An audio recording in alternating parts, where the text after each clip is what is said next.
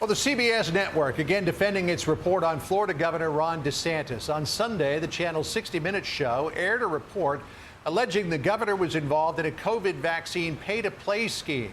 With three statements, CBS has yet to defend the report's narrative that even Democrats are accusing of being false.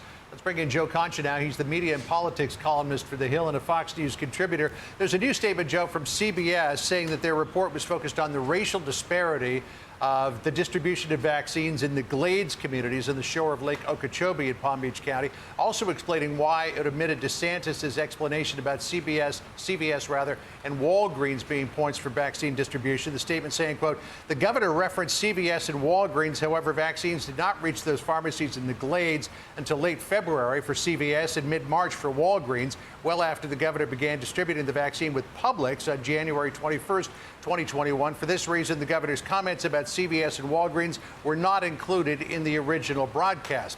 The report also didn't mention, though, that they set up a vaccine distribution program in Pahokee, which is one of the Glades towns, and that happened on February 3rd.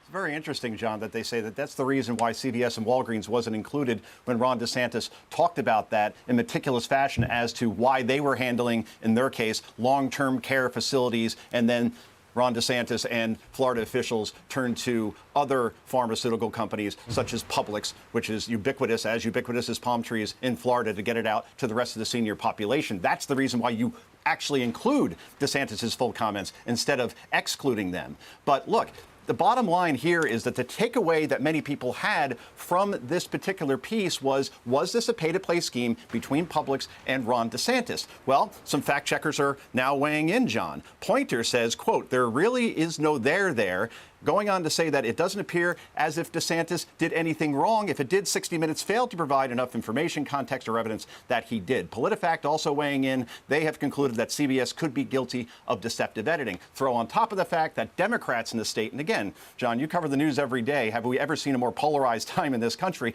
to see Democrats jump across the aisle to defend Ron DeSantis, who could be the 47th president of the United States if he gets the nominee for the Republican side in 2024. They're even defending him at this point. But let me just go through the numbers real quick, if I may, around Publix and what the end result here is, because CBS called this chaotic, the vaccine rollout. Well, right now what we're seeing is that Publix is in 800 locations, more than. They're within 2 miles of 90% of seniors in the state. Maybe that's why you chose them.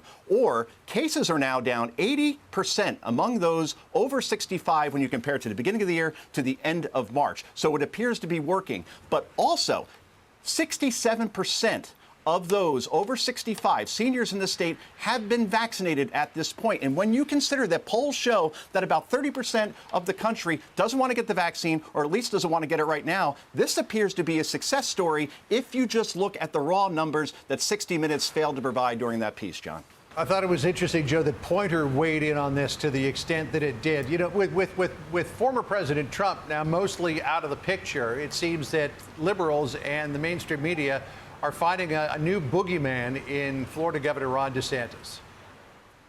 Yes, we saw this starting last year, John, about a year ago, quite frankly. You remember when Ron DeSantis decided to open beaches in Florida, and national news organizations flocked down to those beaches and declared that basically this was a super spreader event that was going to kill a lot of people. Now we know basically that COVID is an indoor type of event in terms of transmission, that outdoors actually it's better to have people outdoors because the transmission is much less likely. So it's been this steady drumbeat that DeSantis is doing a bad job in Florida, particularly when it comes to COVID. And the juxtaposition when you compare that to Andrew Cuomo and 17,000 more deaths in New York, despite having an older population, despite having a larger population, the whole nursing home scandal, the sexual harassment allegations, the fact that he got tests out to family members before the public can get them. I believe that's more 60 Minutes-ish than anything that happened here with Ron DeSantis, John.